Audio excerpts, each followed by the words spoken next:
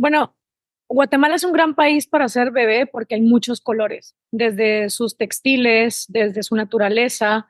Me acuerdo que algo que siempre me fascinó fue todo lo que viene de la cultura indígena, esa explosión de colores. Yo creo que para un niño es como crecer dentro de un arco iris.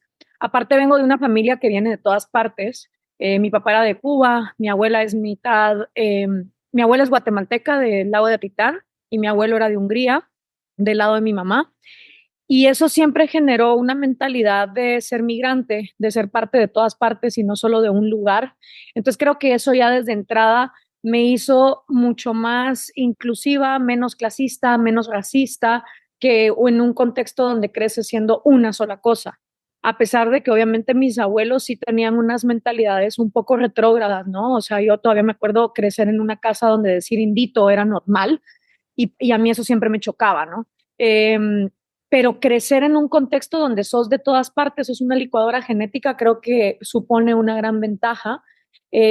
Vengo de clase media, entonces se enseñó que la educación era lo más importante, porque aparte mi familia fue víctima del comunismo y siempre me dijeron en mi casa, cualquier político te puede quitar todo menos lo que tengas acá.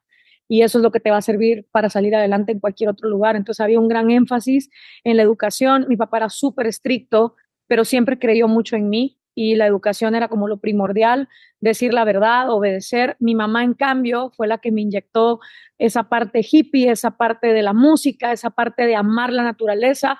Los dos eran grandes amantes de los animales, siempre crecí rodeada de perros y creo que eso es una gran ventaja para un niño porque un animal te provee de muchísima empatía. Y me acuerdo crecer, irme caminando, o sea, estabas hablando de los 80, a pesar que, pues sí, era un contexto de conflicto armado que en la ciudad capital de Guatemala, pues no se vivió. Me mudé mucho, a los 9 años nos fuimos a Honduras, después me fui 6 años a El Salvador, y aunque son tres países chiquititos en Centroamérica, cada uno tiene una gran idiosincrasia, ¿no? Y siempre ser la nueva en un colegio representa que te buleen por el hecho de ser nuevo, ¿no? Entonces tenés dos opciones, o salís adelante y buscas tu autenticidad o te dejas vencer por eso. Y al pasar por tantos colegios de todos los tipos, católicos, Opus Dei, mixtos, bilingües, mm, aprendes a ser tú sin importar el contexto. Todas esas cosas te van pasando sin tú darte cuenta que te están influyendo, obviamente. Yo no era como que pensaba, esto me va a hacer una gran relacionista internacional. Eso es mentira, ¿no? Y ya regresé a Guatemala con 17 años. Quería estudiar derecho, pero me daba mucha hueva porque yo sabía que el derecho en Guatemala no es como en las películas de que estás en juzgados y defendiendo gente, sino que es estar frente a una computadora viendo papeles y yo sabía que lo mío era la gente. Entonces fui a una feria de universidades y encontré la carrera de Relaciones Internacionales y me enamoré de los contenidos sin siquiera saber qué iba a hacer con esa carrera, ¿no? Desgraciadamente mi abuelo murió cuando yo tenía 6 años. Él no hablaba mucho español, entonces me acuerdo que siempre me hacía este truco del dedo y esas son las pocas memorias que tengo de él. Sin embargo, creo que la mayoría de mis parientes yo no los conocí. Tuve familia en Cuba que se quedó en Cuba porque creyó en el comunismo, una tía que se suicidó después de muchas décadas de ver que eso no funcionaba. Conozco muchos familiares por cartas, que es lo que conocí en la vida real, pero eso no significa que en tu genética y en tus ganas de vivir la vida no haya algo, ¿no? Impregnado de eso. Yo soy una fiel convencida de que no solo heredamos las características físicas, heredamos también talentos, heredamos carisma, heredamos traumas también muchas veces, ¿no?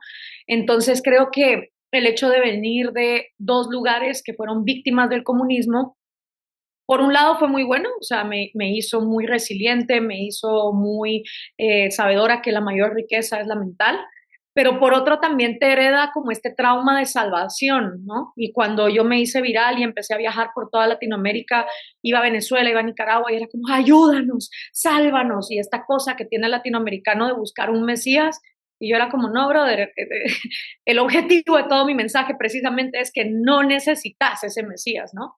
Eh, pero en mi casa, por ejemplo, mi abuelo era radioaficionado y ayudó a mucha gente a salir de Cuba. Entonces me tocaron varias navidades con cubanos que se ponían a llorar porque llevaban 10 años de no ver un pedazo de carne, ¿entendés? Y mi abuela machacándome la importancia de la libertad. Es como lo que le pasa a los judíos, ¿no? Con el holocausto y lo que le va a pasar a los palestinos ahora que los judíos están repitiendo lo mismo que a ellos les hicieron. O sea, ese trauma familiar vive contigo y está padre, pero también llega un momento donde uno tiene que decir, yo soy una pinche hormiga, yo hago lo que puedo, pero yo no, es también un ego muy grande el decir, yo voy a venir y voy a salvar, ¿sabes?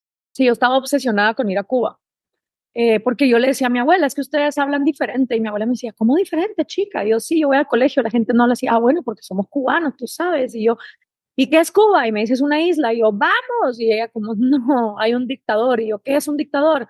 Pues un dictador es alguien que no te deja vivir, y hay escasez, ¿qué es escasez? Entonces, imagínate, yo a los 7 años, en la etapa del por qué. ¿Por qué? ¿Por qué no puedo ir a Cuba? ¿Por qué esto? ¿Por qué lo otro? Entonces me inventaba mis maneras de matar a Fidel. Me daba igual el viejo, era solo como, si lo puedo quitar a él de la ecuación, puedo ir a esa tierra, que también es mi tierra. Y entonces yo llegaba con mi abuela y yo le decía, ¿y si lo envenenamos? Tú estás loca. Él primero pone a gente a comer la comida para saber que no está envenenada. Y yo, ok, ¿y si una bomba? No, ya se intentó. Entonces, mil cosas, ¿no? Y creo que esa cosa primordial de por qué no puedo ir a la tierra que es de mi familia, eso empezó a generar un sentido de injusticia. También me chocaba mucho ver en mi tierra tanto racismo, porque a mí la cultura indígena me parecía fascinante. Obviamente en temas de machismo, de que no dejan que las mujeres estudien, todo eso está fatal, pero en todo lo que es eh, la ancestralidad maya, el colorido de todo el arte, de la artesanía, de los textiles, todo eso me fascinaba. Entonces yo veía riqueza ahí y me chocaba mucho ver cómo había gente que trataba a otros con desdén. ¿Me entendés? Entonces esas cosas me empezaron a generar ruido y por eso primero quería ser abogada, pero quería ser abogada como en las películas. Y creo que ahí empezó a despertar el entender por qué estamos como estamos. Y tuve la bendición, sin saberlo, porque no lo escogí así, de ir a la Universidad Francisco Marroquín, que es libertaria, porque yo creo que si hubiera terminado en la Universidad Estatal, me vuelvo guerrillera, ¿me entendés? O sea, obviamente mis abuelos me habían inculcado que el comunismo no funcionaba, pero yo seguía pensando que si tan solo un ángel llegara al gobierno, entonces todo iba a funcionar. O sea, no ser comunista no te hace amante de la libertad, ¿verdad? Entonces ahí fue cuando ya en la universidad empecé a decir, ah, ok, esto tiene un trasfondo.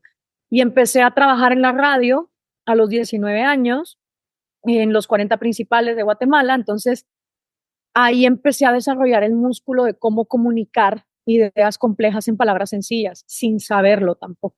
O sea, uno no viene y traza su destino, sino que las cositas van pasando, ¿no?